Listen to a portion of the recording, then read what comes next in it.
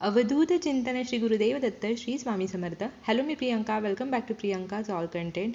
3 ऑक्टोबरपासून नवरात्री सुरू होणार आहे. तर 3 ऑक्टोबरपासून जी नवरात्रीचे 9 दिवस असतात, या नवरात्रीच्या 9 दिवसाचं विशेष महत्त्व असतं. तसंच या 9 दिवसामध्ये 9 रंगांचं विशेष महत्त्व असतं.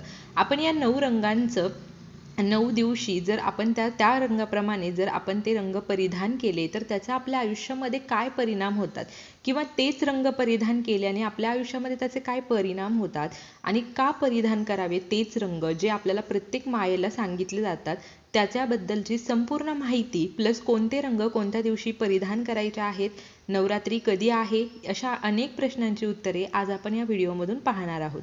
तत्पूर्वी तुम्ही चॅनलवरती नवीन असाल तर चॅनलला जरूर सबस्क्राईब करा. 3 ऑक्टोबर वार गुरुवार रोजी पहिला रंग आहे पिवळा रंग. पिवळा रंग परिधान केल्याने व्यक्तीचे मन आशावादी होते. पिवळा रंग परिधान केल्याने आपल्याला दिवसभर आनंदमय राहतं आणि दिवसभर आपल्याला आनंदी ठेवण्याचं काम पिवळा कलर करत असतो. त्याचप्रमाणे पिवळा रंग हा गुरुग्रहाशी रिलेटेड आहे, त्यामुळे तुमचा गुरुग्रह स्ट्रॉंग करण्यासाठी पिवळा रंग तुम्हाला परिधान करायचा आहे. दुसरा दिवस 4 ऑक्टोबरला वार शुक्रवार, दुसरी माळ, त्या दिवशी आहे हिरवा रंग.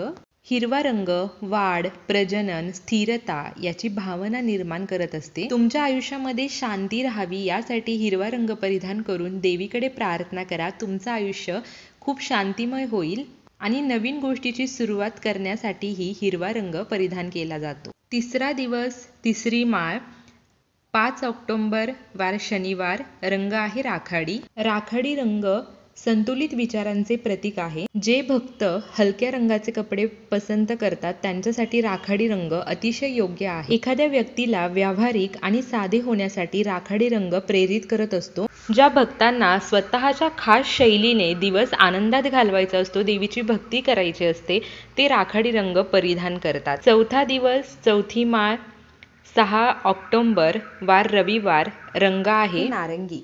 नारंगी रंगाचे कपडे परिधान करून रविवारी देवी नवदुर्गेची पूजा केल्यामुळे आपल्याला आनंद आणि नवीन ऊर्जा मिळते. नारंगी रंग हा सकारात्मक ऊर्जेचे प्रतीक आहे आणि त्यामुळे व्यक्तीचे मनही खूप सकारात्मक होते. 5वा दिवस, 5वी माळ, 7 ऑक्टोबर वार सोमवार, रंग आहे पांढरा.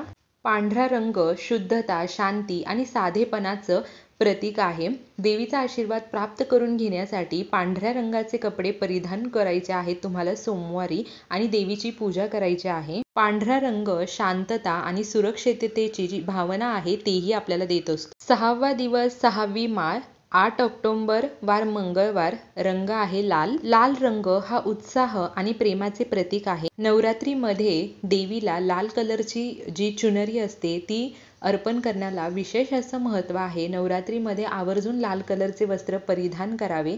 नवरात्रीमध्ये लाल कलरचे वस्त्र परिधान केल्यामुळे भक्तांमध्ये चैतन्य आणि ऊर्जा निर्माण होते. 7वा दिवस, 7वी माळ, 9 ऑक्टोबर वार बुधवार, रंग आहे निळा. निळा रंग समृद्धी आणि शांतता दर्शवतो. निळ्या रंगाचे वस्त्र परिधान केल्यामुळे अतुलनीय आनंद आपल्याला मिळत असतो. दिवस 8वा, 8वी माळ, 10 ऑक्टोबर वार गुरुवार आणि रंग आहे गुलाबी. गुलाबी रंग निवडल्यामुळे, गुलाबी रंगाचे वस्त्र परिधान केल्यामुळे प्रेम आणि आपुलकी वाढते. गुलाबी रंग हा आकर्षक रंग आहे.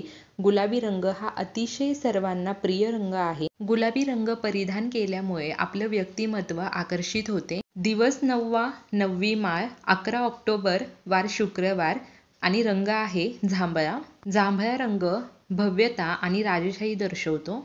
नवदुर्गेच्या पूजेमध्ये जर जांभळा रंग परिधान करून आपण नवदुर्गेची पूजा केली तर भक्तांना सुख, समृद्धी आणि शांती लाभते. त्यामुळे देवी मातेचा आशीर्वाद प्राप्त करून घेण्यासाठी जांभळ्या रंगाचे वस्त्र नक्की परिधान करा. तर अशा प्रकारे नवरात्रीचे 9 रंग आपण पाहिलेले आहेत.